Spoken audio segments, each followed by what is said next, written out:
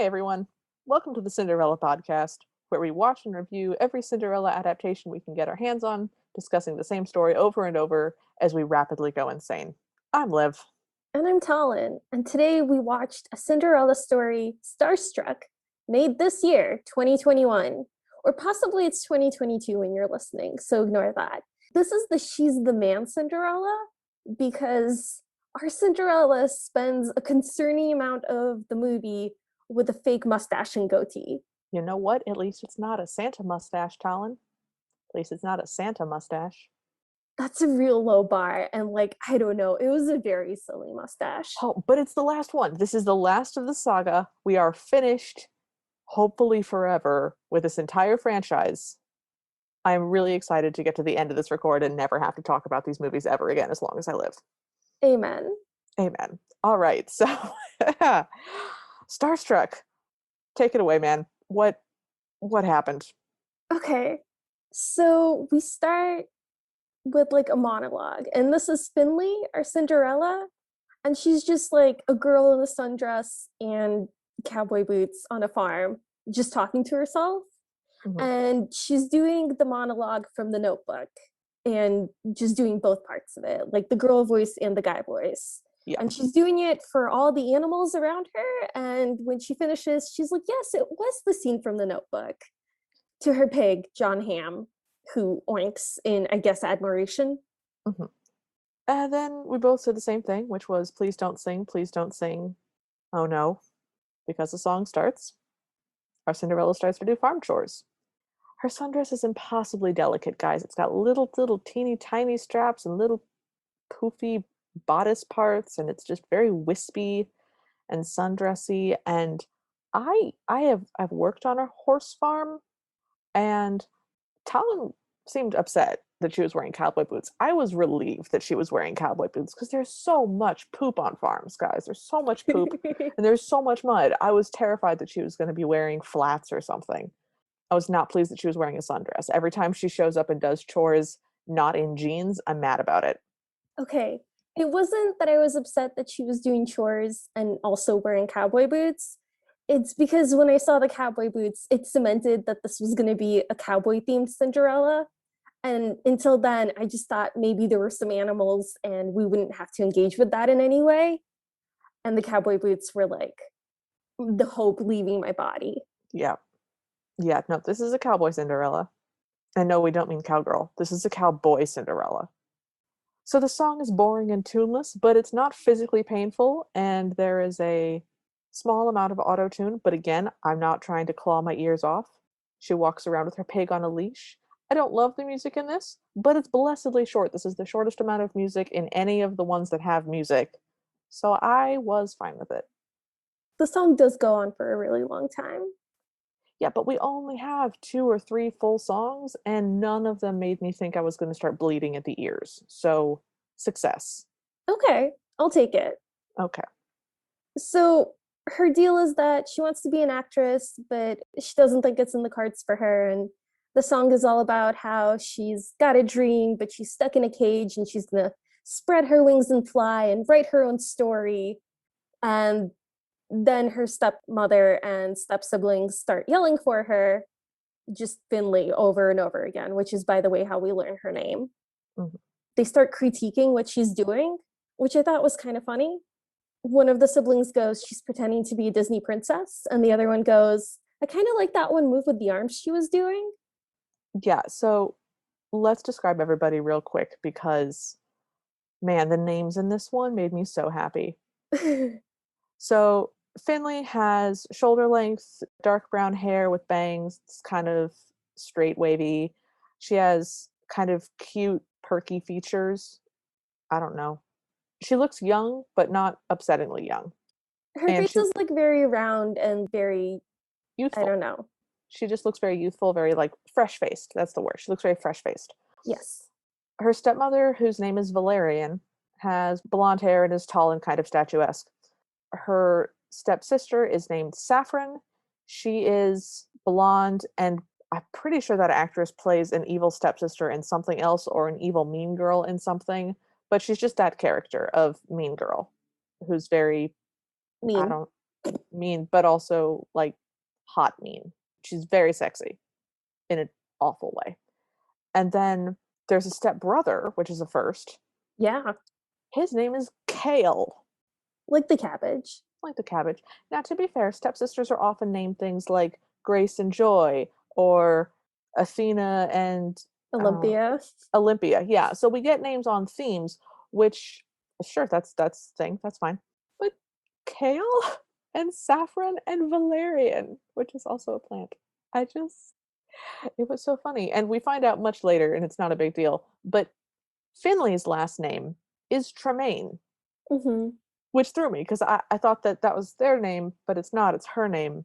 So Just they threw that in there. yeah, just to mess with me personally, just for this. So we get an introduction to the family. Oh, I didn't describe Kale. Sorry. Kale looks like Edward Cullen. He's gross. He's got melty features and slimy black hair and droopy dead fish eyes. I'm not a He's not Twilight. that bad, but he does look kind of lizard-like. He looks like a snake. He's lipless face, eyelidless face. Just he's gross. He looks like Voldemort. Okay. I don't like him. His I really, features were just very angular and he was just very catty. I don't know. I had a lot of questions about this character, about what the movie thought about this character, because he's Yeah. definitely fairly queer coded, but he's also very clearly not queer. So I had a lot of questions. I didn't know what was happening. I didn't love it. So we get an introduction to the family, and their running thing is that they're stupid. They're all stupid, but in very different ways. And Finley makes all the food for them, and they sit down for dinner, and Kale goes, "Is this pork?" And she goes, "No, it's salmon." And he goes, "Is there pork in it?" And she goes, "No, it's salmon. It's fish. There's no pork in fish. You said you wanted fish." And he looks at her and he goes, "I said I wanted fish fingers." She's like, "Okay." And so that's just him. He's real picky about food. He thinks he's real smart with money, and he's treated as the smart one of the family for some reason. I also thought that the stepmother was a sister for a while because they are fairly similar in looks. I think it's not so much that he's the smartest of the family, it's that he's the most annoyed by the family while still being part of the family. That is quite possible. That reading makes a lot of sense. This one was weird because the stepchildren actually seem to be driving most of the mean stuff towards Finley. Yeah, the mother didn't do a lot of her own volition, Yeah, she but she did doesn't. get a lot of hints from like her kids to be like, "Mom," Yeah, she follows along. She doesn't actually instigate very much. but she does suck, to be She clear. does suck. Oh yeah, no, she totally sucks. Definitely an evil stepmother. But the animosity is weirdly sibling driven. So we then get our exposition. Saffron starts freaking out because oh, the Billy the Kid musical has arrived in dreary Idaho, and the stepmother goes, "That's where we live." In case we, the audience, weren't going to figure that out, and they're hosting auditions for the locals. It's Billy the Kid the musical, the movie. Oh yeah, They're no, and filming it, yeah, yeah, but they it's a should. musical. They are, yeah, but it's a movie. Kale starts talking about revenue. I can't take that seriously. Why did they call him Kale? Jesus. All right. He says something, Finley corrects him, and Saffron accidentally thanks Finley before she realizes what she said and then looks really pouty about it, which I thought was a pretty funny scene. And we find out that Jackson Stone is going to be the star, and he was found on somebody's farm, and now he's a huge up and coming star, so he's obviously going to be our prince. Yes. And Kale desperately wants to be his manager. Hmm. Yes. Finley asks if she can go, and this is when we get our first mom, and Finley promises to get all of her chores done ahead of time. And then we are introduced to our first running horror joke, where the last item on Finley's chore list is that she has to take her adorable little pet pig to the butcher. Just going to spoil it for you now, guys. This pig will be fine throughout the entire movie. They will pretend that it's not. This will come up multiple times. I hated it every single time. Yeah, the pig was very cute. It was a very little pig and was like had black and white splotches on it. Yeah, it was super cute. It was, not even knee height, calf height. It was the Yeah, size of a dog. I would love to have that pig as a pet slash best friend. Yeah, super cute. So then we get just a shot of a photo shoot And it's obviously Jackson Stone, but we don't see his face at any point. Nope. And it's his, I thought it was his actual manager, but I guess it's the director of the movie, Trevor, who's like a skis ball. Yeah. He's just like, yeah, that's it. This looks like money, money all day. And it's just a lot of Oh, shots of fringe and like leather pants. And very shiny leather pants and hats and guns, like old-timey guns. yeah, it's very close up. It's very like, Yeah, very fast. We get a lot of very fast cuts, so it feels like we are also watching photos being taken, like we're part of this. We also see a lot of shots of just the big lights that shine down on photo shoots and the cameras flashing, but not like what they're taking a picture of. And then we're done with that scene, which we're yeah, finished it now. comes and goes like very quickly. Extremely jarring. And then we see Finley in like pajamas doing stuff around the house in the dark. And I was like, oh, this is the next morning. She's doing chores. But then the stepmother comes downstairs and she's like, Finley, what are you doing? And Finley says, it's really cold today. I was hoping I could sleep on the couch. Yeah. And that's when we find out that Finley lives in the barn and she's not allowed to stay in the house. She says multiple times, it's just really cold tonight, that's all. And the stepmother kicks her out, says that it's not a flop house, and she has the largest bedroom of them all. Does she have to kick them out of their own living room? Yeah. Yeah. So she goes into the barn and she gives the blanket that she got from the house to her pig. And then she puts on a sweater and climbs into bed, just shivering the whole time. Yeah. She's also having a conversation with her pig as if the pig is responding. And she's like, no, I know you told me she'd say no, you're right. And the pig is like winking at her. And this happens the entire movie. She has a lot of conversations with animals. She's sleeping next to the horses on a tiny little bed, which, to be fair, in truly ye olde times, barns used to be under houses because animals make a lot of body heat and it was a great way to stay warm. So barns are actually warmer than like the great outdoors. They're not as warm as a house, but like horses make a lot of body heat. That's not making it that much better. No, it's not making it better. It's really not. Horses are warm. I'm trying to give this thing some points back. Okay. So, question for you. Do you think the pig can actually understand her? Yes, I think the pig is the smartest character in the whole movie. Awesome. Me too. We agree. That's canon. Okay, great.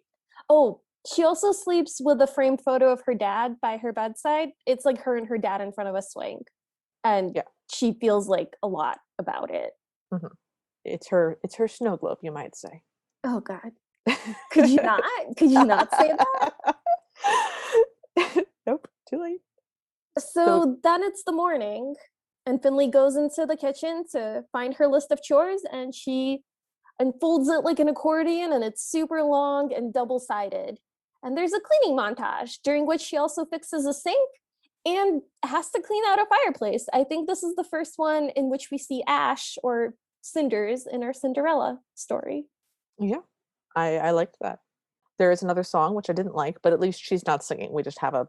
By the way, a running theme through this movie is that when the family wants her, they will either text her or they will ring a cowbell to summon her, Yep, which I hate. I hate that. yep. So back in the house, we find out that Valerian, the mother, is going to audition as well because she was the it girl of 1987. And nope, she had a hemorrhoids ad, which she then makes fun of her daughter for not having an ad of any kind. Finley is making them breakfast, which means that she fixed a sink, scrubbed a bathroom floor, did all of the barn chores, which barn chores take a while, guys. It's a solid at least hour of work, even for only a couple of horses. It's so much. And did just this massive montage of cleaning things before breakfast, which she then also made, which is a bunch of bacon and pancakes. It's just so weird. Speaking of bacon, so she tells Valerian that she's done with all the chores. She's gonna go to the audition. We get another scene of Saffron going, Mom! And Valerian reminds her that she still needs to take the pig to the butcher. And Finley's We hate like, it. I don't think. And Valerian's like, well, you keep hemorrhaging money with these animals, and we're gonna sell this dump. At which point Finley freaks out and starts pleading with them not to sell it. Like her dad built this house, she was born in this house, and the siblings are responding with, ew, that's so gross. And she says, "Hey, my dad built this house, board by board." And Kayla goes, "Yeah, and they'll tear it down board by board." And that was upsetting. I didn't like it. And then she goes to take John Ham the pig to the market. Yeah, Saffron calls out, "Is that your boyfriend?" And Kale goes, "He's gonna go wee, wee, wee all the way home." And then they like congratulate each other on their burns. my note just says, "Thanks, I hate it." Yeah. It turns out that Finley is not taking him to be butchered, obviously. Obviously. She's taking him to Jerry the vet, and she's just gonna have the vet watch the pig for a couple of days Mhm. until Valerian forgets. And on her way to the vet, she bumps into Louise. Louise is a real estate agent. And Finley says, "Oh, hey, Louise, you sold any houses recently?" And Louise goes, "Not if I can help it. I like this town just the way it is." Which is kind of cutesy, but also has some really dark undertones. If you think about it for more than a second, it's really disturbing. She could just have a different job. Like, she doesn't have to be a realtor. She doesn't. Also, selling houses is something you do when, someone dies. You have to sell Mhm. that house. Not everyone has children to inherit. It's just upsetting, okay? I didn't like it because it implies that what she wants is a ghost town full of empty houses that she can just sit in the middle like some sort of ancient bog witch. That is not the vibe I got from it, but I see where you're coming from. She's really sweet. Louise is adorable. She's kind of plump and older with really crinkly eyes that crinkle when she smiles, and she's super cute. We like Louise. We like Louise. So we walk up to the vet, and on the door it says, "Be back in 15 or 30 or whenever." And then we zoom in on the pig snout really quickly, and then we get a loud yeehaw, and then there's dancing happening, and the subtitles tell me that there's yowling.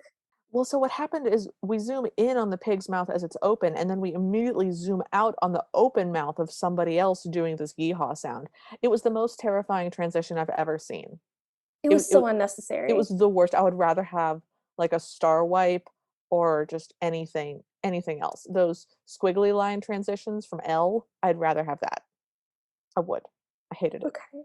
I had a moment where I was thinking, was that worse than the zooming and the panning in The Last Cinderella? And I came to the conclusion that it was not worse. Oh, I came to the conclusion that it is worse. On a zoom by zoom basis, I think it's worse. There was less of it, but this was really aggressive, and I was not prepared for a zoom in on open pig mouth, zoom out on mouth of guy who I don't know screaming yeehaw, and the most upsetting dance number. This looks like it's tryouts. We find out later that this is not tryouts. This is just a dance number in the movie. My notes just go very upsetting hip hop yeehaw dance. I hate it so much. I hate it. Yeah, that pretty much covers it. Okay. They're wearing like very old timey cowboy outfits for the dudes and like long pioneer lady dresses for the women. But But really bad ones. Really bad ones though. Like Halloween USA would look down their noses at this. the dresses have giant splits up the side, and they keep spinning the girls so you can see that inside the dresses are like really bright colors, so it keeps flashing like vibrant purple or red every time Yeah. they are like And flipped. long bloomers and stuff. And it's terrible. I hated it. It was yeah, I'm trying to find words to describe how horrible it was, and I'm coming up blank. It was a deeply unpleasant dance number, and they all had these like rictus grins on their faces because they're in Oh, a musical and they're yeah. just like having a great time. Yeah. So Finley sneaks in and she ties John Hamm to a fence and tells him to be good. And then we see the stage manager, I guess, who Bernie. is named Bernie. We don't find out her name until like 10 minutes before the end of the movie, but her name No, is no, Bernie. no. They say Bernie like right in that scene because I have it Oh, in my oh, notes. thank God. I missed it. I just spent the entire, she's just in my notes as Lady the entire time because I didn't have her name and they never say her name again until the very end. And I was like, they not given her name Bernie. Thank God. Okay, I feel better about this movie now. Mhm, Okay. mhm. So there's a bunch of people waiting in line, and Bernie goes, "Okay, auditions. Who wants to go next? Does anybody want to go next?" And there's a ton of people, including a very small child, standing in line, clearly waiting for auditions. And Finley just walks up and goes, sort of looks around and sees that nobody else is coming forwards and goes, "I'll go." Okay. So this is just like a talent show. It's not an audition. Auditions are usually we give you a thing to do and then you do it. this is just a talent show to see who can be the hokiest, yeehawiest, Idahoiest person. But we got the best caption. So she pulls out a ukulele Mhm. and starts to play it, and the captions say fiddle music. And I died. I was done. I was like, I can't. This is so fundamentally not fiddle music. And she starts to sing again, and she's doing hoedown stuff. Trevor, the director, who's just sleazy and slimy the whole time, hate Trevor. He's like, good voice, but it's not a very sexy song. To be fair, the song she picked isn't like anything that you're picturing. She picked like a tough guy song, and it's like, I'm a walking menace, you best step out of my way. And she's kind of doing it like in character, and it's very silly. It's very silly. One of the lines is, I can't be stopped. Yeah, unfortunately. And then she takes out a lasso and starts Yep. doing lasso-y stuff. And Bernie says, hey, she could play Wyatt. And Trevor goes, well, that's a guy's role. I mean, I need saloon girls. And Bernie goes, there were lots of badass pioneer women. Can I say badass? Yeah, why not? Sure. Lots of badass pioneer women, Annie Oakley, uh, other people. I don't have the lines. And he goes, yeah, well, I don't know who any of those are and I don't care. So no. And then the pig goes nuts and pulls loose because reasons. Shoes? I Food? think I think there's food on a table, Okay. but he's been oinking this whole time, and then he just rips off his leash and just runs through everything. Yeah, it's the scene that you're picturing. We got a pig's eye view cam for a while, which I hated. Yeah, And it was a lot. yeah, she dives for the pig and misses, and the step family has arrived and they see her. And she finally lassos him, and someone else goes up to lasso him at the same time. And she does successfully lasso the pig, but the forward momentum of the pig yanks her off her feet and she falls face first into a big mud pile. And the step family's like, oh, that's so embarrassing for her. I love it. Can you do the next bit? Okay. I can't. So then we see looming over her that the person that has also lassoed the pig is Jackson Stone. We just have to figure that out because It's they obvious. haven't shown us his face yet. He's wearing a cowboy hat. He's got like a southern drawl, and he goes, some pretty impressive wrangling there. And then he gives her a hand and goes, let's get you out of this mud. Say, where'd you learn to rope like that? Yeah. He's very into her just cowboy skills. Yeah. He also And asks if that's her pig. yeah. Oh, man. Okay. Jackson is also our first non-Caucasian prince, which I really liked. I really did not like his accent. I couldn't really place it. It's very broad. It's very Texan or something. He Ugh. just sounded like he was doing a fake accent the whole time. A very, very bad fake accent, which means that his fake accent that he fakes when he's filming is even weirder. Yeah, it was just it caught me off guard, okay? I was caught off guard because Finley does not have an accent of any kind. She just sounds normally Midwestern minimum accent. So, Maybe when she tried to do one, it was even worse than Jackson's, and they were like, you know what, forget it, just use your regular voice. yep. So Trevor comes up and kicks around, says, leave, never come back. I never want to see your face here again. And the step family calls out after her and they're like, yeah, get out of here, pig girl. Get out of here, pig girl. They do different voices. I don't know why. We meet Kenny for the first time. Kenny will be our Asian stuntman, who I initially thought was going to be Jackson's friend. He is not. He's just like a minor nuisance, like that's his role in the movie, but I felt really bad for him the entire time. Me too. Kenny is a weirdly sympathetic character. I wanted good things for Kenny. Me too. He was in that horrible dance number and he did really well. I was just like, why is there an Asian guy in this Midwestern old timey thing? That's not I'm confused. Hmm.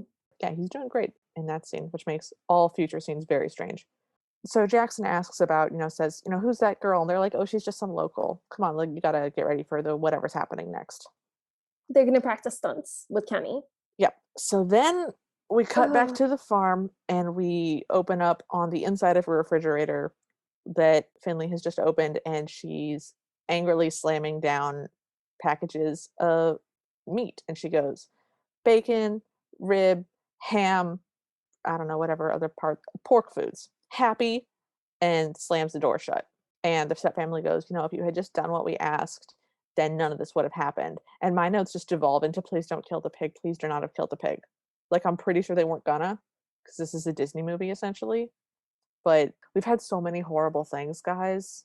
Yeah. I It's just, hard to have faith. yeah, no faith. The pig is fine, but I was really upset for a couple of scenes.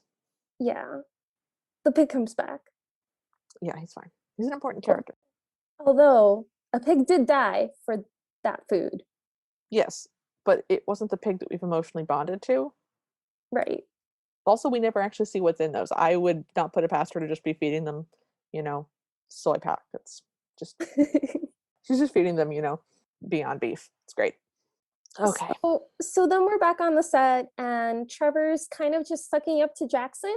People come up with like questions about wardrobe choices, and Trevor just parrots whatever Jackson says in a sleazy way, like, if you hate them, I hate them, Yeah. kind of like that. Jackson's still focused on the girl from the audition, hmm and Trevor's like, oh, pig girl? And Jackson's like, no, don't call her that. And he wants to find out who she is. Oh, Because hang on. You got to do Trevor's response to "Don't call her that," because Trevor's response is, "No, I didn't call her that. That's what other people are calling her. I would never call her that." yes. I just, I hate Trevor. I want Trevor and Kale to wind up together and be in a terrible relationship. Oh God. I think they deserve it. Oh God. That would be, you can't have that much obnoxiousness in like one room. That's the point. They would have to suffer. Wow. Anyway, so Jackson can't get Finley out of his head, and Trevor's like, why? You just spent 20 seconds with her, which is a great question. It is a great question. And Jackson's like, those were the first real 20 seconds since I started this business. Yeah, Um, Jackson hates being an actor, but he's an actor for reasons. for reasons. He's good at it. Not for the podcast, but just letting you know, the way that I've spelled Trevor in my notes is Terffror. That's how my brain decided that we're spelling Trevor. Interesting. So Trevor reminds Jackson that he has to focus for this big movie, and then he's scheduled for another movie after that, and then he's going to be an A-list star, and he can pick any girl he wants. And then he does finger guns at Jackson, and they bump both their fists together, Mhm. like a double fist bump. Jackson seems weirdly spineless in this scene. Trevor is agreeing with everything he says, but Jackson is not making any strong statements about anything. They're doing that weird thing where someone agrees wholeheartedly, vociferously with a nothing opinion. Just a random comment where someone says, "Oh, hey, yeah, no, I like that. You like that? I'll buy you 100." Just Mm-hmm. weird. Trevor offers to fire someone for him, and he's like, no, it's fine. So we cut to Finley in the barn, and she's talking to a picture of her dad, saying, "Hey, it was a really bad day. This was my only chance." And the pig is safe, so I can focus on the movie again. I have in all caps, John Hamm, because he arrives on the scene. Yep. I'm fully on team John Hamm. Oh, absolutely. So the next morning, Finley is getting everybody ready. They're going to do their auditions, and Saffron is wearing super, super, super short, ripped jean shorts. And Finley goes, "Is that what you're wearing?" And they go to the audition saying, "Well, hopefully no one will know that we're associated with you, Pig Girl." They call her Pig Girl throughout the whole movie, which I didn't like for her, but I liked in the concept that it was a Cinderella, I guess. where they call her something mean and derogatory instead of her name, which is Okay. it's the first time we've really seen that in one of these movies, and I kind of liked it. I give them points for going for something. I don't think it works. Yeah, yeah, that's fair. So now we get to see the auditions, and the first thing I have is threesome mime banjo act. Do you have anything else for that first one? Yeah, so it's these two girls doing a dance, and they have their arms linked, and the two legs that are like in the middle, like their inside legs, if that makes any sense, are wearing the same pair of pants, and they're doing like a routine, like that's a separate person, so they can kick up both legs at the same time, and it kind of looks like a person has kicked up both their legs. It goes on for a while, like much longer than you need to get the point across. hmm And we get more hoedown stuff. We get a ham bone act. We get a pretty cute older couple being cute, where the woman is doing, she's a much older lady, but she's doing the salacious lifting of the petticoat to over the knee. It's adorable. And then we cut back to Finley, who is fixing a tractor and talking to her animals. And she looks in the mirror of the tractor and she gets an idea. She looks in the mirror and she sees that she's got a grease stain over her lip, Ah, and it looks kind of like a mustache. And she's like, "Oh, I and know what I'm gonna do next." so we cut back to the auditions and we get to see the step family audition. And it is the mother and daughter, and they're doing an act about being sisters, which is what they've introduced themselves as. And Trevor calls them dolls, which I hate. Saffron immediately forgets her line. I'm so sorry. Uh, it starts with a Valerian going, "Hoo-wee, it sure is a hot one today." It And sure then is a hot one today. and then instead of saying her own line, Saffron just repeats it. It was incredible. I It loved was, it. yeah. And Trevor says, "No, never mind, it's fine. Just cut to your song." And they start the song with 9, 10, 11, 12, which made me so happy. That's such a good joke. I don't That's understand. so music starts with 5, 6, 7, 8 because there's Yeah. 8 bars in a measure. And so having them not know that to the extent that they would just be like 9, 10, 11, 12 is amazing. Oh, That's great. that's just beautiful. Someone in the writers' room knew what they were doing and had a sense of humor and got to write a couple lines. The song, by the way, goes, we're sisters, we're gorgeous and great kissers, we're so lucky to be sisters." And it just repeats a lot. Yep. And they're singing in bad unison, but an octave apart. So someone is singing a little bit too high for their range, and the other one is singing a little bit too low for her range, and it's terrible. And they're like, "Okay, that was great. That was great." And Trevor goes, "Hire the girl." Bernie goes, "She can't sing or act or dance." And Trevor goes, "Yeah, she doesn't need to. We need bar girls. We need saloon girls." So the hot pants worked. Mhm. And then we hear a low voice say, "Is there room for one more?"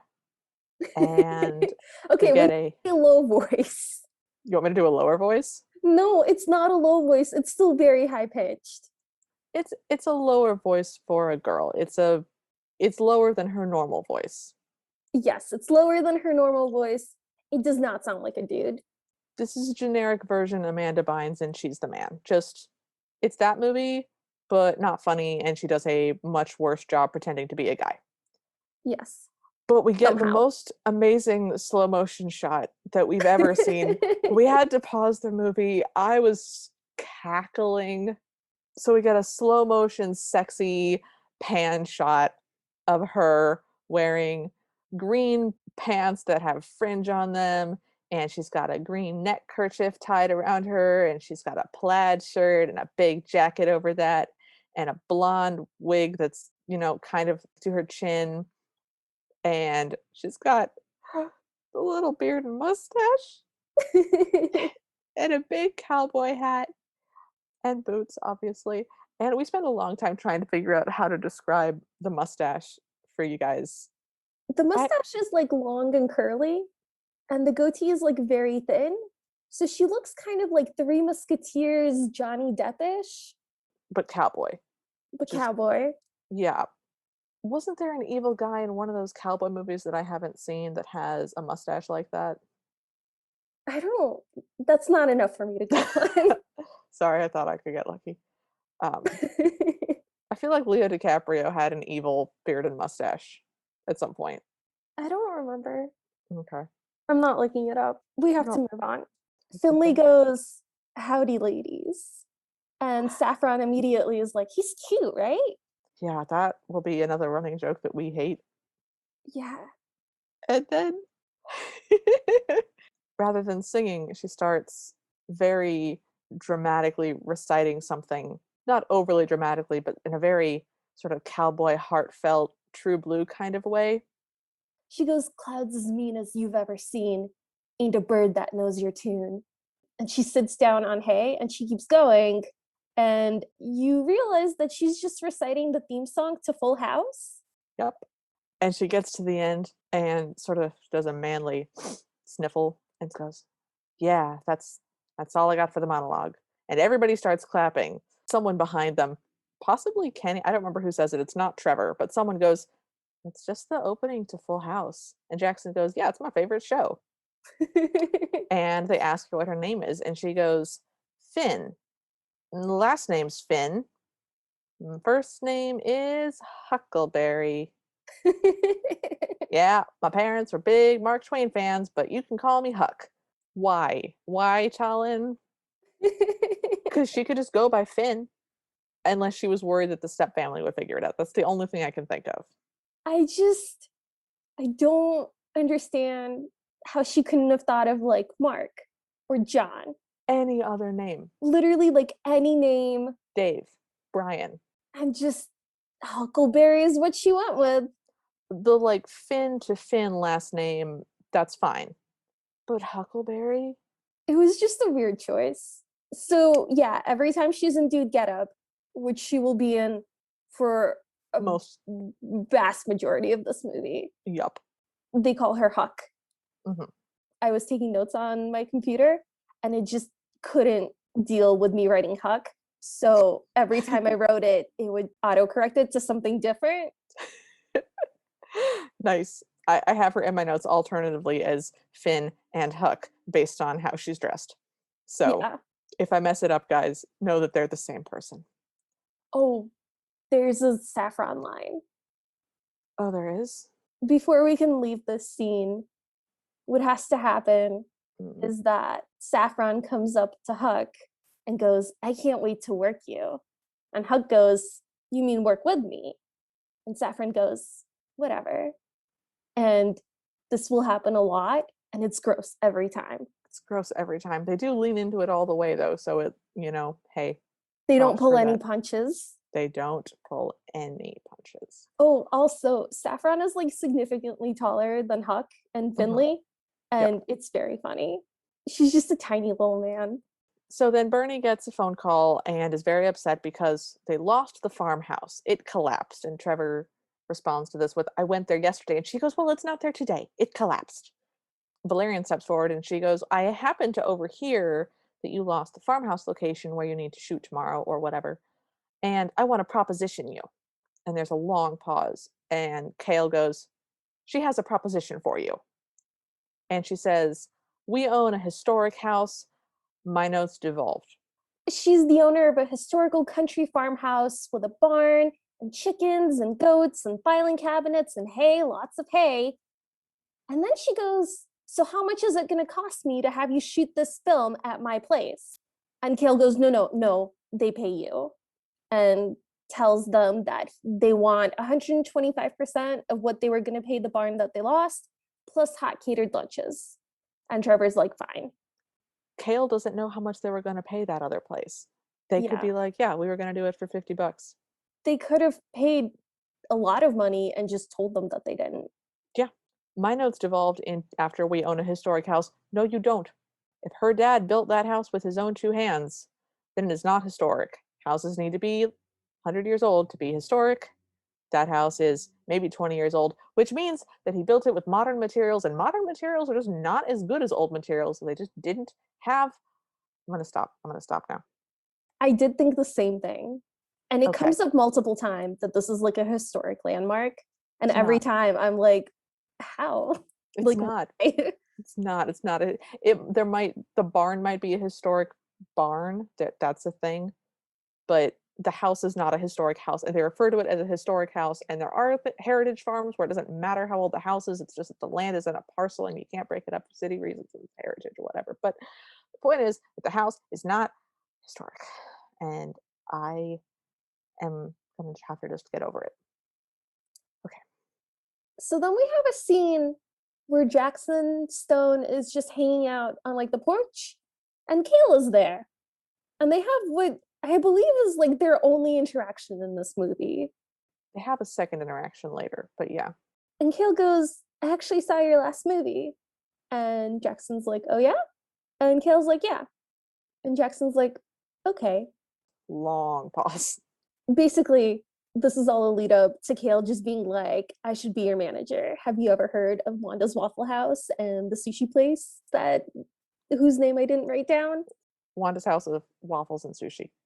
Oh, it's the same place. It's not two No, separate no, places. no. It's a waffle sushi place. Oh, good God. Yeah, which is the grossest food combination I can imagine. Oh my God. Could you Okay. imagine getting sushi from like a Waffle House? I feel like we've had this exact conversation before. We have, because this has come up on like running jokes on my car trips with my husband, where we talk about the worst possible thing that we could conceive of, and Waffle House sushi is so far the top of the list. Because I remember saying that I could definitely see somebody wanting both sushi and waffles at the same time, like especially if you're drunk, but you wouldn't want them from the same From the place. same place. No, you would want to have two different Uber Eats bring you food. Yes, that's the correct response. Okay, we can move on Yes. now. So anyway, Kayla's trying to get Jackson to agree. He's like pitching him all these terrible ideas. He's like, I'm in with the banks. We could do like a commercial, need a loan called Jackson Stone. And Jackson's like not feeling it. And he's like, okay, I'm going to go. And Kale says, you need an animal like me in your corner, Jackson. It was so gross. It was so gross. It was very weird. It was very intense. Oh, And now we're on the film scene and yep, they're shooting stuff. yep. So what has happened is this is the scene right after Jackson has shot all these guys. And then he's out of ammo and someone's supposed to run up behind him and he's supposed to kind of like grapple with them and toss them down. And they have like a mat. It's a crash pad. Yeah, for that. And Kenny's supposed to do it. And he's like not ready. He keeps asking like what specific move he should do and if they should practice this. So Kenny winds up not being really a likable character. But Kenny's complaint in this feels very real because he's not been given any direction at all. Trevor literally says, just wing it. And Kenny says, I don't feel comfortable winging it. Do you want me? Well, and one of the things he says is he goes, do you want me to do like a step over toe hold sleeper or a four-fingered arm lock? Which that just cracked me up because I'm pretty sure those aren't things. And Trevor just goes, yes. Yeah, Trevor just goes, yeah, just wing it. And Kenny's like, no, I need you to tell me what to do. And Trevor is really annoyed at having to do anything. So he just sort of gestures towards Huck and just says, hey, can you do it? Have you ever done stunts? And Huck goes, I did 2 years of gymnastics when I was younger. And Kenny goes, he can't do stunts. He's not in the union. And Trevor's like, that's fine. No, this movie is anti-union and I didn't love it. Especially since everybody who made it was in a union. It was weird. So she just runs towards Jackson and sort of jumps towards his back, and he just catches her and just sort of throws her over his shoulder onto the mat. And Trevor's like, I love it. That was perfect. And Kenny's like, I mean, I could have done that, but you didn't tell me what to do. I felt so bad for Kenny because at this point, he hasn't been klutzy and hasn't really done anything wrong. He's just been like, hey, could you tell me what to do? And they're like, no, you should just know. So Jackson says, I have little cousins and we used to do a lot of play fighting. And you're a lightweight. What are you, like 130, 135? And she says in her girl's voice, 123, thank you. And then realizes that she's in a girl voice and is like, thank you, thank you. They're going to do this next scene as a oneer, which means they're just going to run the whole thing and not stop, which means that timing has to be perfect. Nobody can be late at all. They really make sure that we, the audience, know that if one little thing goes wrong, then the whole shoot is messed up. Mm-hmm. And she will be fired if she misses her cue. So we're setting up a scene where she's going to have to do a bunch of different things at the same time because she's supposed to milk the cow and I don't know, food or something. So we have that scene. She's wearing girls' clothes under her Huck clothes, which I don't understand. She does stuff with milking a cow. She manages to get Valerian to go away. A goat tries to eat her jacket. She almost forgets her mustache, but then she doesn't, and she just barely makes it back into the scene. And Trevor is delighted. He says, that's a great job. You nailed it. That was perfect. And Jackson is like, hey, your jacket's on inside out. Which doesn't that mean that that scene is ruined? No, because she wasn't in it previously, and she's not going to be in upcoming scenes as the same character, so it doesn't actually matter. I just had concerns.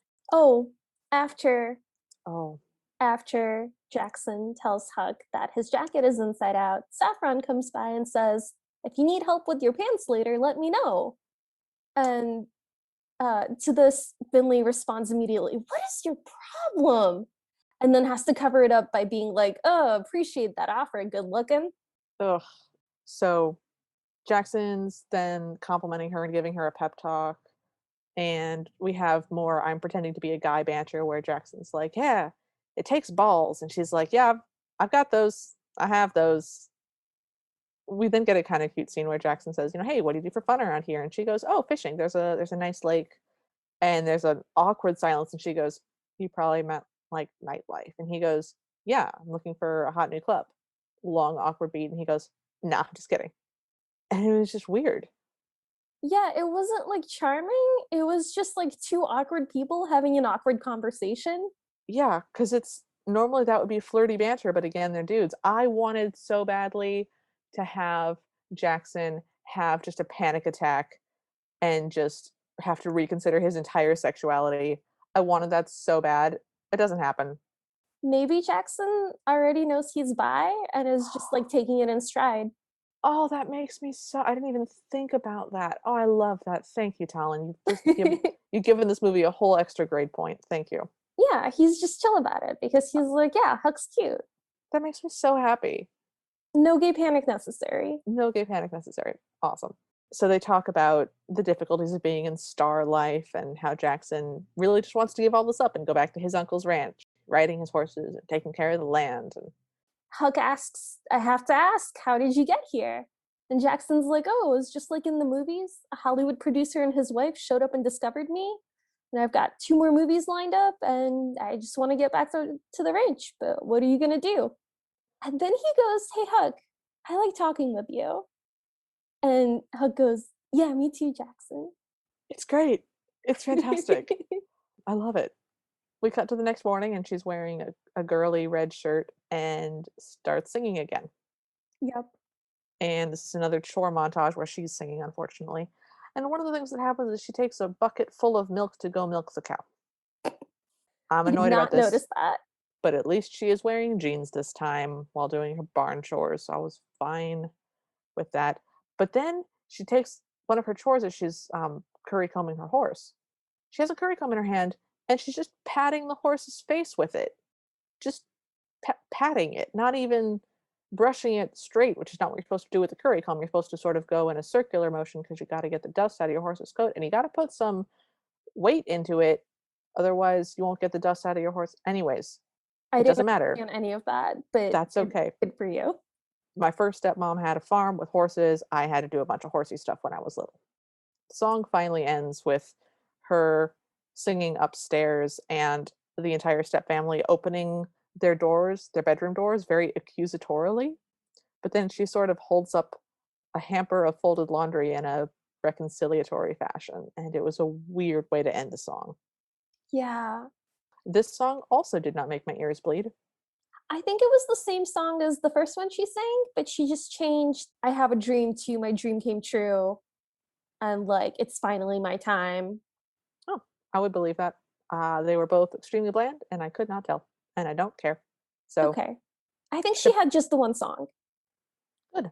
Technically, she had two because she had that weird audition song. Oh god. I already blocked it out. Nope.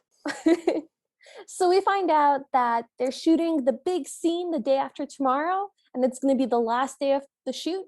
So they're going to have a huge day today, and they're going to have tomorrow off. And everyone claps. Do they Yeah. think that movies are shot in chronological order? Quite possibly. Do you think they shot this movie in chronological order? Oh god, maybe.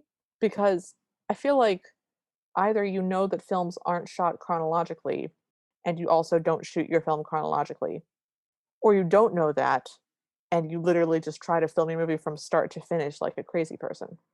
They have a lot of costume changes for Finley, so I would hope that they film all the Huck scenes in one go, and then all the Finley scenes in another go. But I just don't know that that's true. Do you have that much confidence in these guys? No, I don't. Yeah, me neither. Anyways, so Jackson's talking with Huck and he says, "What are you going to do with your day off?" And Huck goes, "Well, I haven't had one of those in a long time." Which is how Huck delivers every single line and it's so funny. Huck is Um, very deep. a very deep voice, which is difficult to No, maintain. no, I meant deep like he thinks about things. Oh, yeah, he's got that southern thing going. It's a trip, guys. I'm not doing it justice, but man, it's funny. Jackson tells him, "Well, hey, you should take advantage of every day off, whatever." We cut to one of the musical scenes. They're not actually singing and dancing, they're sort of practicing, and Kenny is supposed to come in and do a lasso thing, and he screws it up. Kenny says, "I just need to make the knot tighter." And from a ladder in the corner, Huck goes, "Oh no, you need to loosen The Hondu. the Hondu." Kenny is annoyed about this, and he goes, "Oh yeah, what do you know, Mr. Gymnastics?" And Jackson goes, "No, you do. You do need to loosen that." Trevor says, "All right, fine. Huck, can you do it?" And so Huck comes down, and Kenny will not give over the lasso. And my notes just go, "Sassy lasso dance for men?" Huck is like, "What do you want?" And Trevor's like, "What do you got?" Which is like another great example of him giving no direction. None. So Huck is like, "Well, usually I start off with a little bit of a Texas foot stomp," and Finley just like kind of sticks her leg in and out of the lasso. And then she's like, "Then I would do a little bit of around the world." She kind of spins the lasso around herself.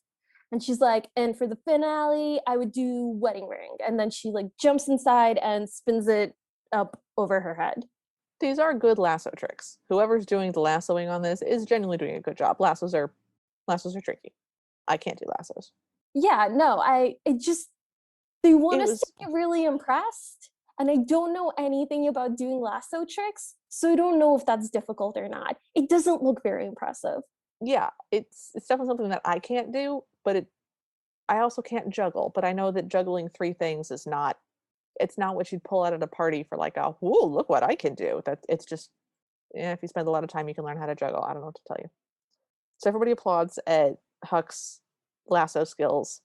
Bernie says, "Huh, it's just like the girl from the audition." To which Trevor responds, "Oh, that girl wishes she could do that." I hate Trevor. Trevor sucks. Trevor sucks so much. Trevor says, "Okay, great. You're doing this scene then, whatever." And he goes, "Okay, we're going to start with the kiss, which is with Saffron." And Huck backpedals real hard. And it's like, "No, I think we should not start with the kiss. We should do the kiss later, another time after, not now, not at a different time." Kenny, salty about the lack of everything that he's doing, says he's probably never even kissed a girl. To which Huck responds, "No, I've kissed girls and real girls. I've kissed lots of girls. I've kissed so many girls, including my cousin."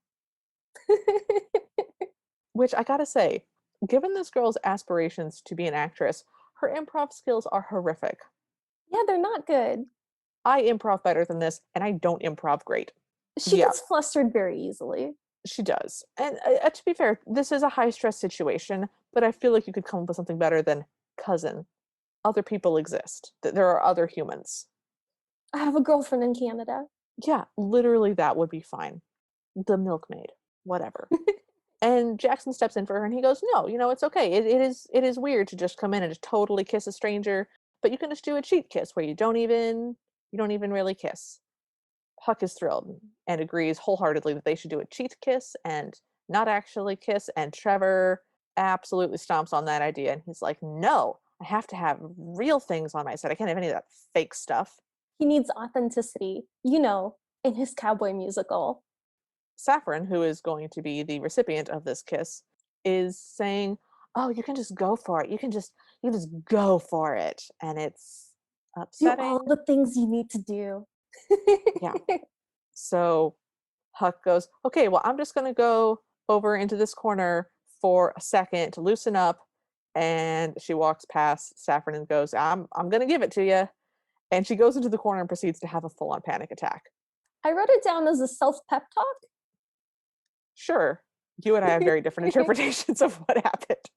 It's one of those, "You can do it. It's gonna be fine. Just don't even think about it. I guess it is a panic pep talk. Is that a thing? Do Oh, people have absolutely. good, good. It's a thing. Panic pep talk is what happens.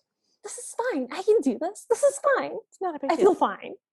And Trevor goes, just grab her and kiss her. And Huck squares her shoulders and turns, and we get another weird slow motion scene that really focuses on everybody's weird expressions. And she goes for it and grabs the sister and kisses her full on the mouth. Yeah. And it's And not like a peck, like they're kissing. it's a solid more than a second of just mouth kiss. And Trevor goes, oh great, we should get that for the camera. Because the camera wasn't going. The camera wasn't rolling because Trevor Because it was was just in. rehearsing. Yeah. It was a rehearsal. Trevor also says that was weirdly hot, yet not hot. I hate Trevor. Like, what did he want? Like, I don't understand. I think that joke was supposed to be Trevor is picking up that it is hot when girls kiss each other, but he doesn't understand because what that kiss that just happened was not an attractive kiss, but he's somehow still picking up on the fact that it's girls, and so he thinks that it's hot Oh, subconsciously. I think that's what that joke was. oh my God, he's got like creep radar. Yeah. Wow. So then we're back inside the house, and the realtor that we met earlier, Louise, is in the house. And they're kind of like, well, this is the house. And she's like, yes, I know it really well. I used to come here for coffee and just chat before you moved in. And they're like, yeah, we don't really do that. Mhm. And then we're done with that. And we go back to filming where Jackson Stone is doing his big song number. Oh boy, is he.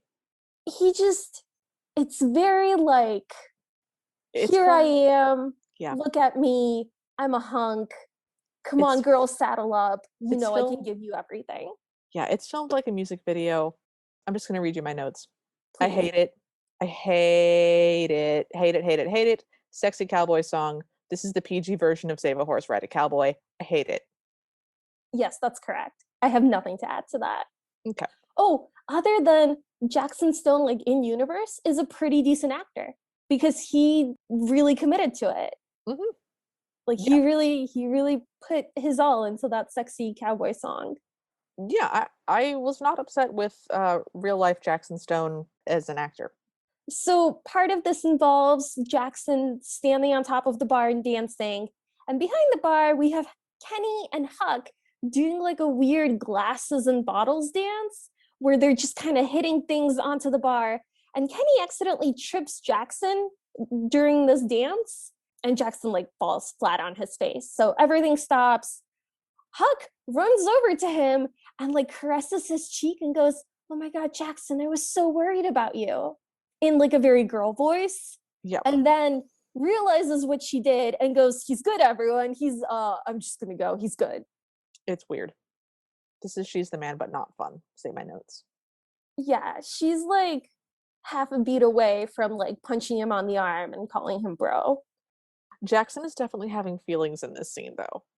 We're getting soulful music, and he's sort of propped up on one elbow, sort of wistfully looking after his dude friend Huck, Who he's which, known for like a day. yep. So as Huck is walking away, she sees the realtor's car with like the realtor logo on it. And she bursts into the house and she goes, Valerian, you can't do this. But she's still dressed as Huck. Mhm. And Valerian's like, do what, Huck?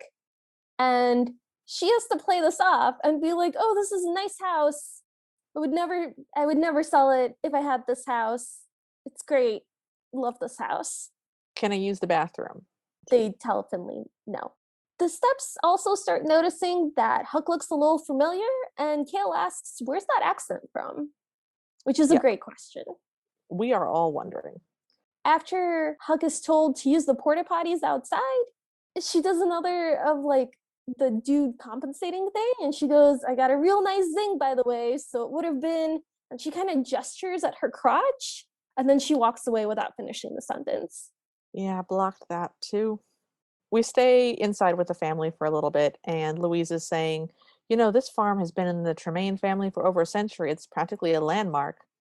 And Kale goes, oh, would that actually make the house more valuable? And Louise says, it would preserve it so that, it would always be like this. Valerian goes, they can turn it into a Chuck E. Cheese for all I care. Kale sees something weird out the windows. We cut back to Huck, who goes to use the women's restroom, but it is full of women, and Huck is dressed as a man. And there's screams, and she apologizes. And then she goes to the men's room, but the men's room is full of men peeing, which is distasteful. We see it. So she goes to an empty trailer, or maybe her trailer. I don't know. She goes to a trailer. It's just like the wardrobe trailer. Okay. And Kale is following her. And she starts to change out of Huck clothes into Finley clothes because she has to do some other chore. And Kale starts pounding on the door and is like, Huck, I know you're in there. And he comes in, and she has grabbed a gray wig and some old glasses and a cardigan and pretends to be an old lady. Not well. I thought she did a phenomenal job. I mean, she still has a baby face. Yeah, but she's wearing a gray wig and the big old-timey old lady glasses and a cardigan all wrapped up tight around her. And she's doing a very convincing, there's no one here but me, and I haven't seen any men except you, and you're very rude. You need to leave if you don't have a fitting, and I don't believe you do. It was great. I would have been convinced. She sold it. That was the moment that I was convinced that this person had acting ability, was Oh my this old god. lady scene. Oh my god. I did not enjoy the old lady scene. I thought it Too was bad. like It was great. middling. So everyone is calling for Huck now, and as Finley, she has to go saddle the horses for the horsing that they're going to have. Kale approaches Jackson now and is like, hey, how's my favorite client? And Jackson's like, I'm not your client. Kale has done some terrible Photoshop or something, but Jackson is distracted and asks, who's that girl? And points at Finley, who is across a large field saddling horses. Jackson goes, is that the girl from the audition? And Kayla goes, yeah, she's just a muddy little nobody. And Jackson's like, oh, and she rides too. And tosses his water bottle towards Kale. Finley sees that Jackson is coming towards her, hops on one of the horses and says sort of to herself, you want me? Come and get me. And starts racing off. And then Jackson grabs the other horse and starts racing off. And now they're having a race in a field. Mm-hmm. That's what happened, yeah. Yep. And then she jumps over a fence that has a broken thing, and her horse's foot knocks it and knocks the thing down so that it's actually lower. It's a lower jump now, but Jackson can't jump over it anymore. So she gets away. Mm-hmm. And then we're back inside the house. And Kale is saying a little bit of a problem with Jackson and Finley. Valerian kind of berates him for not being Jackson's manager yet. And he's like, well, he's really hard to get to. He's either filming or he's hanging out with Huck. You know, I'm starting to think that they might be together, which would be cute, but I don't think it's true. Or something to that effect. Yeah, that was a weird line. Yeah. Saffron is very upset about this, and she goes, no, they're not. I happen to know that Huck is super into girls, because when he kissed me, it was just like, Yep. which I didn't like. Kale states that there's something fishy about both Finley and Huck, and we're done. We go back to Jackson hanging out with the horse.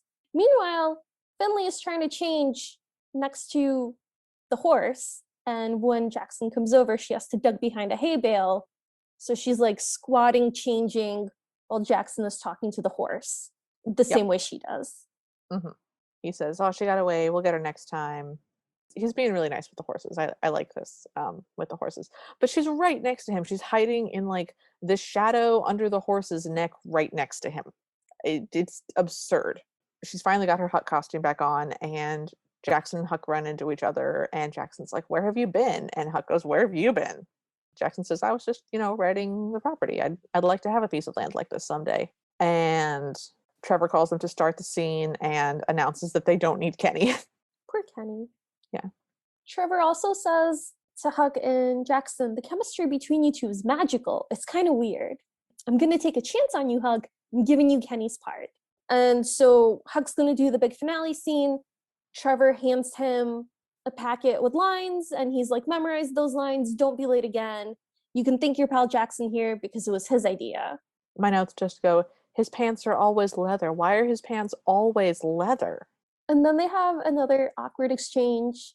where Finley's like feeling a little bit too much, and she goes, Jackson, and he's like, what's up? Thank you. I don't know what to say.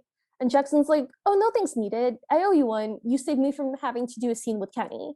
To which she responds, I feel kind of bad for him. And then Jackson goes, hey, Huck, your mustache is a little askew. Yeah. And she sort of panics and turns away from him and taps the mustache back into place. And he goes, I figured as much. And Finley goes, you did? Turning around. And Jackson says, yeah, you can't grow facial hair. And she's like, what? Yes, that. You got me. You got me. I can't grow facial hair. Which obviously was what was going to happen with that scene. But they did it really well. Like, that was what that scene was supposed to be. They did a good job. I thought it was weird. Like, Jackson has been hanging out with this guy who's wearing like a fake mustache and goatee this whole time. And this is the first time he's mentioned it. I mean, I don't want to embarrass somebody in front of friends, in front of strangers. You don't know what's going on with them. There's no reason to point out that somebody's wearing, a fake mustache. I thought that we were supposed to believe in universe that this looks more believable than it does on screen. And then we're told that it doesn't look any more believable on screen than it does to us. So like, It's very confusing. In my notes, I say, I want the mustache to be the shoe. I want her to have to leave the mustache behind, and he picks up the mustache and is like, I will try this mustache on every girl in the land until Huck reappears before my eyes. That's not what happens, guys. It's not what happens, no, but that would have been a better movie. it would have been funny.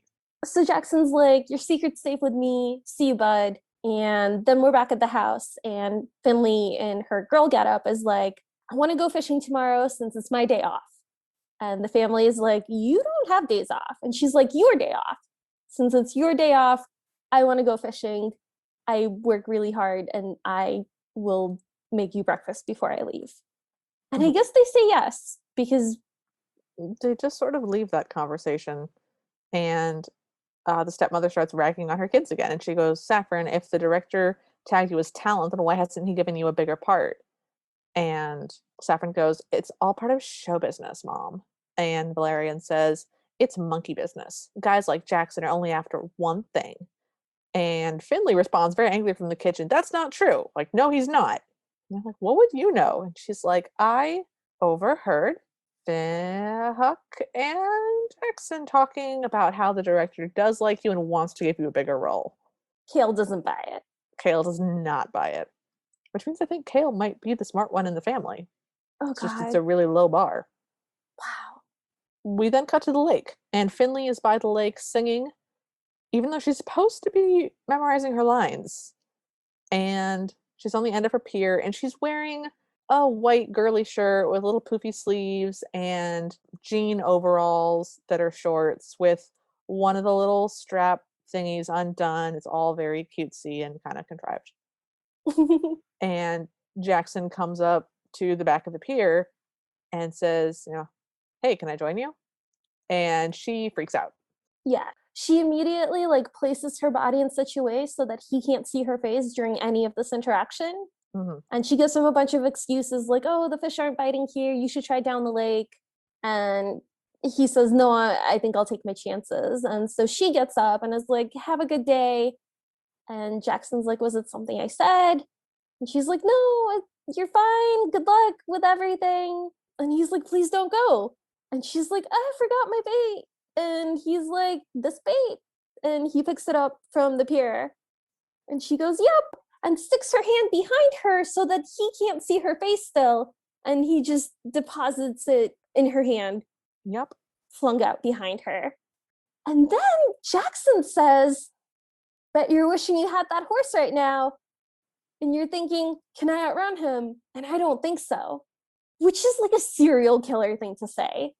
Anyways, Jackson goes, I know it's you. And she goes, no, it isn't. And he goes, yes, it is. And then she's like, yes, it's me. I'm so embarrassed right now. And he's like, for what? And she's like, do you not remember me falling flat on my face while wrangling my pig? And he goes, that was some mighty fine pig wrangling.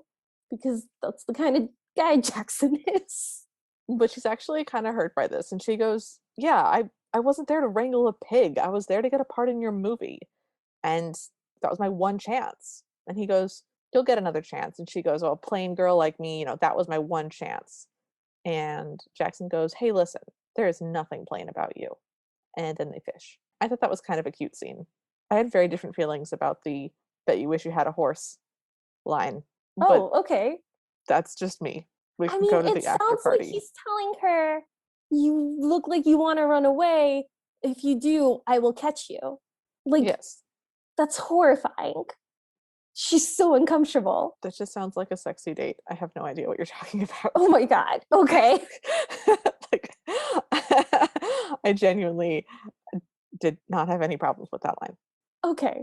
Moving on. Oh my God. Anyways, so they fish. And we're going to spend the next scene cutting between Kale investigating the barn and the two of them fishing. So Kale comes out to the barn and like very gingerly opens the metal fence and sees the pig and starts insulting it, and then the pig kind of charges at him and he falls in the mud, which made me really happy. I'm The really pig is happy. also, I would like to remind you, very small. It's a very Yes. small, very cute pig, and he's absolutely terrified of it chasing Yep. him. hmm He's really mad that he's got so much mud and poop on him, and I was really happy. Yeah, that was good. This was a good scene. I wish he'd gotten more on his face, Hmm. because he lands on his back and he gets it all over his hands and his back and his shoes and stuff, but his face and front remain fairly clean, which I really wanted him to get big poop on him. Well, they have like a really long shot of him trying to like lift his feet up out of the mud and Mm-hmm. showing how ruined his loafers are. And I really enjoyed it. Yeah, yeah, it was good. As an audience, I loved it. So now we're back at the lake, and Jackson is talking with Finley, and he says, "You remind me of someone." And she goes, "Oh, a girl back home." And he goes, "No, you remind me of my friend Huck. Not that you look like a boy." And then they just kind of banter a little bit, and he pulls a straw out of her hair, and it's a weird moment. And then they look at each other and they go, "That was weird." I don't know why they're acknowledging that. It's very awkward. Every time they talk to each other, it's very awkward. Whether Finley is Finley or whether Finley is Huck, they never have a normal conversation. Yeah, and the thing is, I did definitely feel on-screen chemistry between them. I did definitely feel that he was genuinely interested in her and that she was interested in him. I believed it. It was just weird how much they talked about it being weird. I don't know why they kept bringing that up. Because they're awkward. Yeah. So Kale is now trying to open the door to the barn, which has a big padlock on it. The pig attacks him again. Back to the pond. Jackson is saying, Huck is a great guy and he's an amazing actor. And Finley starts gushing. Like, "Oh my God, you really think that? You really think he's a great actor? Oh my God, that's so amazing that somebody like you would think that just gushing."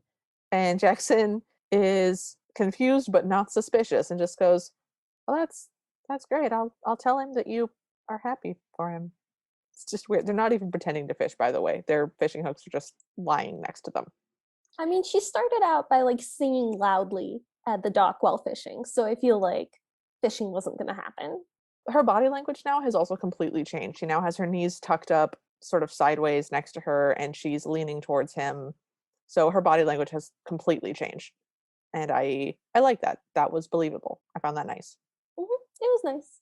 So Kale's made it into her room now and starts just searching through all of her stuff, knocking things over. He knocks over her books. He sees Huck's hat, which doesn't make any sense because cowboy hats exist. And he starts to become more suspicious. He knocks over a bunch of things and he's going through like jewelry boxes and weird stuff, tiny drawers. I Like, literally don't know what he was looking for. I have no idea what he was looking for. He knocks over the picture of her father and it breaks. And he starts going through her bed, and under her pillow, he finds the manuscript, the lines that she was supposed to memorize. With the name Huck like really big on top of it. Yeah. We cut back to the lake, and Jackson is saying, "I need another shot at that horse race." And she goes, "You couldn't keep up." And he's like, "Ah, it's funny and cute." And it's nice banter. I like that she is not cowed by him. And I like that she's very playful and almost dismissive of him in a very down to earth way. I like that when she feels calm. She's very real with him. And that's what he likes about her. Yeah. He specifically says, this business is just filled with people pretending to be something they ain't. It's how he says it. But you're real. Yeah, but Talon's response to that line in real time was, "Yeah, that's acting. That's what you're supposed to be doing. That's called acting." And it was great, just a visceral response from Talon. That line was so dumb. He's an actor, and people around him are like not being sincere or authentic or genuine, and they're all acting. Actors. I I like I get what just, he was going for, but it's such a weird line to say when you're an actor. It makes more sense if you're a prince, where you're like, "Oh, everyone's around me is not being who they really are." That makes sense as a prince. Doesn't make a lot of sense as an actor. so Finley is like, Jackson, I have to tell you something. And then her cell phone chimes, and she's like, I'm so sorry. And she looks at her phone, and it's a text from Kale saying, seen Huck lately. And she kind of ignores it, but then she gets another text saying, guess what I found? And there's a photo of Huck's hat next to the script, like very carefully arranged. Mhm. So Finley goes, I have to go, and runs away. And Jackson's like, wait, I don't even know your name. And that's the end of their like fishing time. Do you think that that was the ball? I guess because she runs away and Because he she has her bait still. and he has her bait and her fishing rod and stuff. It never comes back. But No. I think that's the ball because that's when she runs away. I So mean, that's the only fishing thing that makes sense. so fishing at the lake is the ball in this one. Well, that's the kind of people they are. They like what they like. So Finley gets back to the barn and opens the door, and her entire step family is there. Saffron is really slow to pick up on what's happening. She thinks that Finley and Huck are together as a couple, and Kale is annoyed with her for being very dense. Finley tells him the truth, and Saffron starts to freak out and starts screaming, ew, and then stops immediately and is very relieved and goes, oh, that's why he didn't ask me out after our kiss. And Sasha's very calm again. Hmm. Valerian demands that Finley give her her phone, which she's really sad about, and I didn't understand because we've not established that her phone is an emotional thing. I mean, it's cutting her off from the rest of the world, but we haven't seen her communicate with anybody other than her family Yeah, so there's who are no. just telling her to do things. Yeah, it turns out that Trevor and Bernie have her phone number and will be trying to call her on it. So the phone does matter, but she's really emotionally sad about it, and there's no context for that. Nope. So Valerian is really mad now, and she says, you've been laughing at me. You have to stay in the barn and think about all the harm you've done to this family. And we're going to tell Louise to take the first offer she gets. And you have lost all right to have a say in this, stupid pig girl. And they leave, and it's very upsetting. And then Kale goes, wait, who's going to make me dinner? Finley starts to cry, and it's really sad. It's very sad. I had feelings. She's not just sort of pretty crying. She's breathing really hard, and she then sees that it's the picture of her dad that got broken. Hmm. And She she hugs the starts, frame to her chest. yeah, but also does not pick up the broken glass, which is in the straw. It's not. I would like all Cinderellas to have to go through a broken glass safety training. You know, with glass shoes, it would really make a lot of sense. It really would. But yeah, she's breathing hard, and it's pretty convincing. I was convinced, and I was having a lot of feelings. And then it's the next morning, and a rooster crows while sitting on Huck's empty chair, the filming chair for filming, whatever. Finley wakes up and she goes, okay, okay. She puts on her boots over her pajamas and takes the cowboy hat, and she goes to open the door and it's locked. Mhm. They put the padlock back on, and she tries to reach the key through the space between the door and the wall. And the key is back on its hook, and she can't quite reach it. Mhm. And then we start alternating between Finley trying to get out and Bernie desperately looking for Huck. We get a line from Bernie that implies that there are two people whose entire job it is to keep an eye on Huck at all times, Yeah. which is weird because that is never mentioned before in the movie. It's never a thing that happens. It would really screw up the plot if that was a thing that existed before now. So that was really weird. Yeah, she also says check his trailer. Hmm. So that means that they gave Huck a trailer? I guess. Why wouldn't he just change in his trailer? Like why was she looking for the bathroom? I have no idea. So they call Huck's phone as sort of a last ditch effort, and Bernie hears it ringing, but Kale manages to distract her for a second. Saffron steals it and tucks it into her cleavage and runs away. Trevor finally gives up and says, we can't find him, whatever, go get Kenny. And Kenny races up with this big smile on his face and is like, "You need me?" And Oh. Trevor's like, "I'm gonna need a sandwich. Someone give me a sandwich." So Finley uses a pitchfork to try and reach the key, and that doesn't work. Then she tries to use the pitchfork to just bust the door open, and that also doesn't work. And she gives up and is just sitting with her back to the door when she hears scratching, and then we go back to the film. Mhm. And then Saffron runs up to Trevor and is like, "Oh, I heard you wanted to make my part bigger." And Trevor's saying, "No." But Jackson's like, "Oh, yeah, you said that to me. You should discuss that." And he walks away to go find Huck. For no reason in this scene, by the way, Trevor's teeth are coated with chocolate. Hmm. It's really gross. They really linger on it. They really do, and there's no reason for it. So then there's more scratching, and Finley pushes the hay aside, and it's John Hamm coming underneath the door, and he has the keys in his mouth. And Mhm. he hands her the keys, and she goes, "John Hamm, you're my hero. It's showtime." And John Hamm snorts like a sidekick animal. Yep. Does that mean that the ball is gonna be the upcoming scene then, and that John Hamm is the fairy godmother? Maybe? This is a really confusing Cinderella. So they're about to start shooting.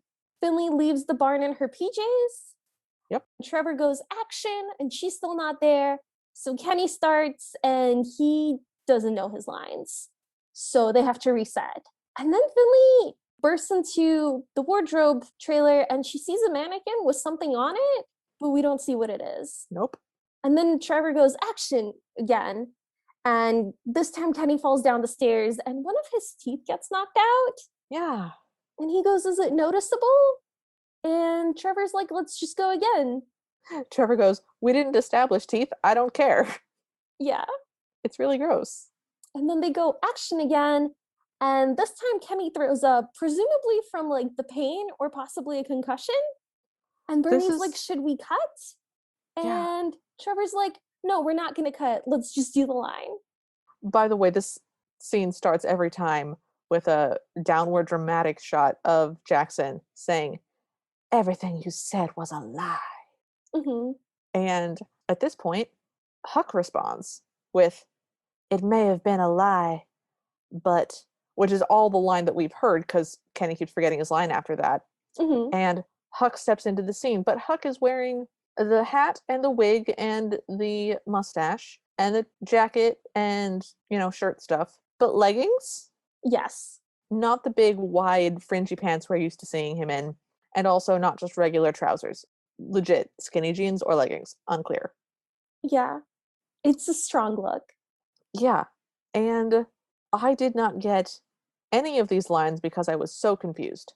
So she comes in and she goes, "It may have been a lie, but I wanted to tell you the truth," and just starts talking about them, but in the style of a movie.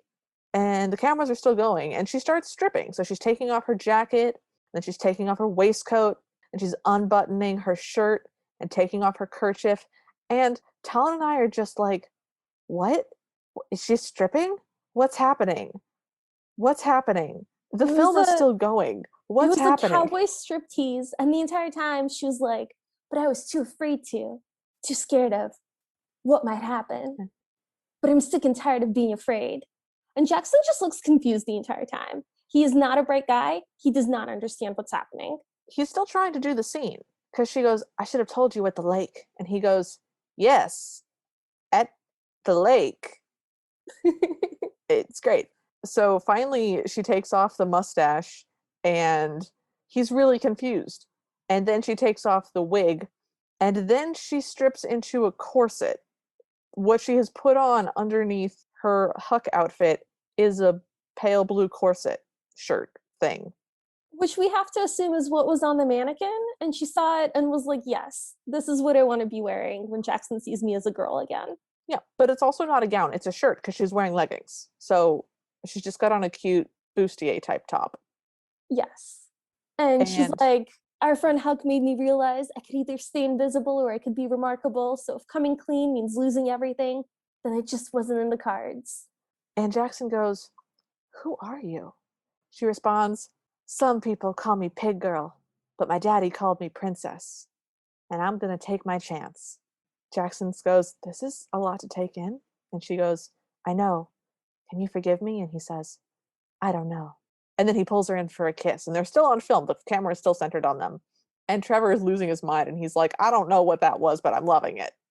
Bernie is delighted. She's like, "Yes, that was a strong girl character. I love it." Yeah. Yep. She's very girl power. Yeah, I like Bernie. Bernie was swell. Wanted more Bernie.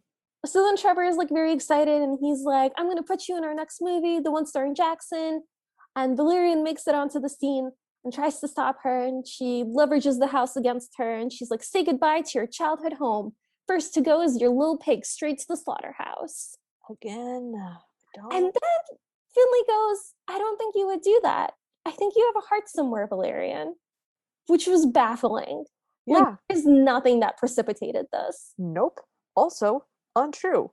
Because she steps back and Valerian goes, "Louise?" And Louise, who is an extra in this movie too, it turns out. We've not seen this before, but she's there now, dressed in prairie clothes. Why not? Valerian says, "Louise, sell the house, accept the first offer." And Louise goes, "Oh, I would need the owner's permission to do that." And Valerian goes, "Yeah, I just gave it to you." And Louise goes, "Oh no, well, when you talked to me originally, I looked into the matter, and it turns out that Finley's dad left the property to her. So Finley's the owner," which was pretty obvious. Yeah. So Finley's like, I want this more than anything. You guys have no idea, but I can't leave my farm, my animals.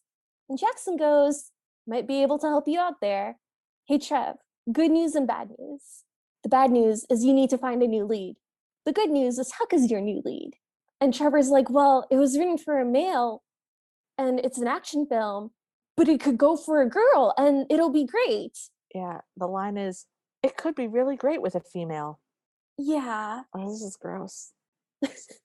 And then Jackson says, I could hang back, look after your farm, keep the horses in shape, which is wild. It's Yeah. just wild that he's like, I'm done being a movie star. I want to live on your farm. You go be a movie star To be by fair, yourself. he has been saying since the very beginning that he does not really want to be a movie star and would like to stop. So this isn't an out of nowhere thing for him.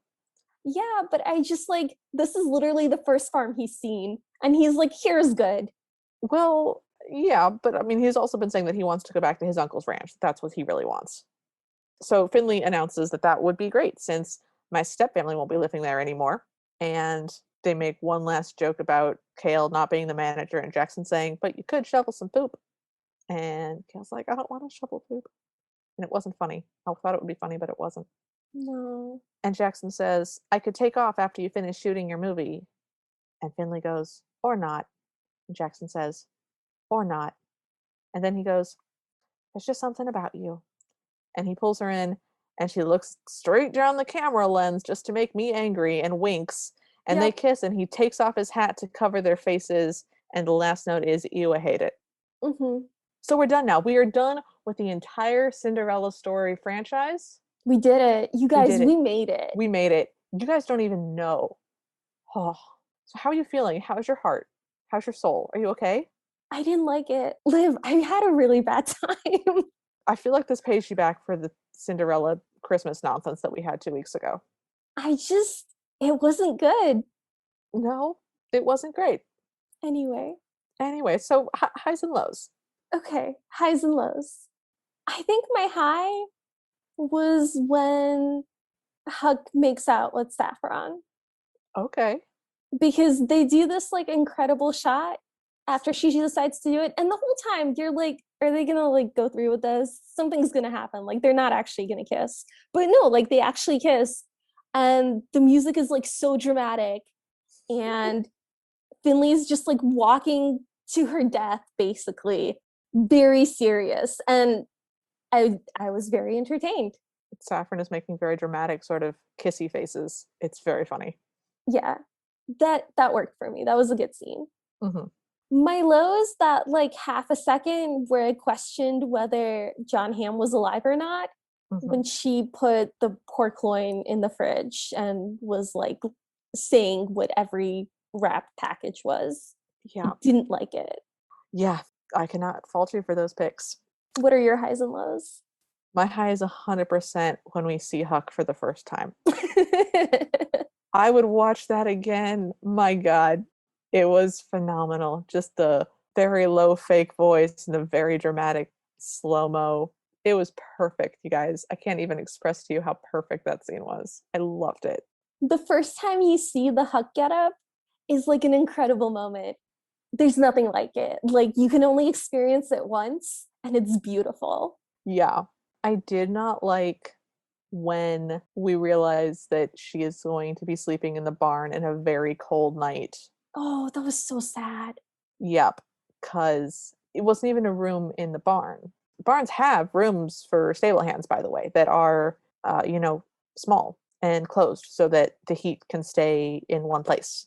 It's also not a loft like above the animals. Nope, it's just next. I mean, it's a bed at least, but it's not even the little room for stable hands, which is deliberately small so that you can keep warm at least a Mhm. little bit. It's not like a massive, windy, drafty barn. I was real upset because it gets really cold. I believe that she was cold, but also in the day she's racing around in shorts and summer dresses. So the temperature in this place confused me. I mean, it could be cold at night. I feel like if it was that cold at night that you would need two sweaters and wool socks, you would probably not be wearing a thin, strappy, short sundress in the day. Okay, I don't know. I don't know how warm places work. I've never lived in a warm place. The swing isn't that much between day and night. Okay. So that was irritating for me. I didn't like that. I also hated the Jean Ham bit.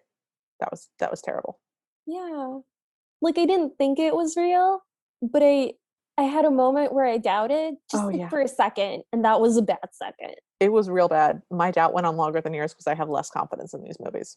So, what would you change about this movie? I wouldn't do all the quick changes that she has to do, where she has to go back and forth between being Huck and being Finley and like doing chores and like having to like change her clothes really quick. I have no patience for those scenes and I don't like them. And I don't think it would make the movie better not to have them, but I wouldn't have had to watch them. So that's what I would like to change. Agreed. It was excruciating. Yeah. How about you? What would you like to change? I would like it if there was not a running joke of murdering the pig that's very obviously a pet and not a farm animal. Yeah. I just the threat of selling the house that she was born in and grew up in and that her dad built is already a pretty substantial threat. Hmm. I don't think we needed more of a threat than that. We could have spent more time bonding with the house. They could have also just been like, we're going to sell all the animals to nearby farms. Oh yeah, we're going to get rid of all the animals. That would have been selling the animals again, upset about. That would have been very upsetting for me, but I would not have had the emotional kick in the pants of please don't murder the pet pig. Please don't murder the pet pig. Please don't do Pet this Pig to was me. very cute, It was and like you just love him immediately. oh yeah, just a great pig. He So terrorized Kale, which is amazing. yeah, that was a great scene. So do you think our listeners should watch this? No. Yeah, me neither. Couldn't recommend it. I think you should watch just a little bit of it just to see like the scene where Huck shows up. Yeah, literally just that scene. You don't need anything else. It doesn't matter. I think you Just can fast forward through this movie. so this is a new question because this is our Cinderella Story Saga. Oh god. Okay. I want to rate these in order from worst to best. So just a real quick reminder to everybody of the six of these. There's the Hilary Duff one. Mhm. There's the Selena Gomez one. Yes. There's the Go one on. with the stepmother and the worms and the Bollywood one Yes. that has the singing in the urinals joke. There's that one. Mhm. The next one is the one with the taxidermy dog where they put on a really weird Cinderella play. That's the one where she's good with motorcycles. Mhm. And then the fifth one is the sexy Santa one. Number And then 1. this is you shut up. And then this is the cowboy one. So, worst one. Selena Gomez. Yeah, absolutely. Selena Gomez is the worst. Second worst. I think the one where they have to put on a Cinderella show. That one was really bad. But I'm going to go with the Santa one. Okay, and then next I would do the Worms and Bollywood one. Okay, so fourth I'm going to do the motorcycle one where they put on the weird Cinderella. Okay. Top 3. So, third place, bronze. Oh god, is this in third place? This should be lower. I messed up somewhere along the way. that means the cowgirl Cinderella made it into the top 3 and it shouldn't have. What would okay. I mean, I guess. It was certainly memorable. It can be number 3. Wait, did We should have been writing this down as we we should have went. been writing this down. So then in third place is this one, I guess. I guess. And then I guess the second place is the Hillary Duff one. I agree. And then first place for me is the Stepmother Worms one with the dancing. Wow. Okay. Sexy Santa for me, Okay. So we mostly agree about these. with a couple of glaring differences. Yes. The Stepmother Worms one has the scene where they sing in urinals and he Yeah, gets I didn't attacked. like that. That was hysterical. That was the funniest thing. Okay. Okay. So, are you ever going to be watching this again? Oh my god, I hope to God not. Yeah, me too. I never want to watch this again. I might rewatch that one scene with Huck It because that was the best. was Um, transcendent. yeah. All right. Final grade for this movie. Gonna give it a C minus. It was a movie. I guess it was fine. I didn't like it. How about you? So I know I gave the Hilary Duff Cinderella a C, Uh-huh. and I feel like I just placed this one lower than the Hilary Duff one. But I feel like I'm going to give this one a B minus because I think you've just been trod down by this yeah, series yeah, and your standards are just lower now. yeah. My standards are lower, and I know what the depths are. I think my Mhm. standards are more realistic now. I know the horrors that lie at the other end of the Cinderella spectrum, Oh and yeah. so I feel comfortable giving this a B minus because I genuinely laughed out loud. I believed the acting. I felt the romantic chemistry was a real thing. It was weird, but I felt that it was real. And I didn't have a bad time. Well, good for you. Well, it's almost midnight, so thanks for joining us. If you like this episode, please leave us a rating or a review. We'd love to hear from you, so follow us at CinderPod on Twitter and Instagram, like our Facebook page, or email us at thecinderellapodcast@gmail.com.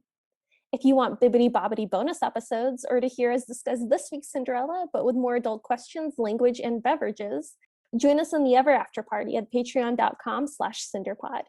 Our intro music is Bad Ideas by Kevin MacLeod. You can find him at incompetech.com. Celeb, what are we watching next week? I'm never prepared for this question. Ever. Oh, so next week we are watching a 1936 short called A Coach for Cinderella. That sounds fine. It's 6 or 7 minutes long. Excellent. The week after that is going to be A Ride for Cinderella, which is the sequel. Okay. It's also 6 or 7 minutes long. So the next 2 weeks are going to be fun for us. Okay. Well, until then, we hope you have a happily ever after.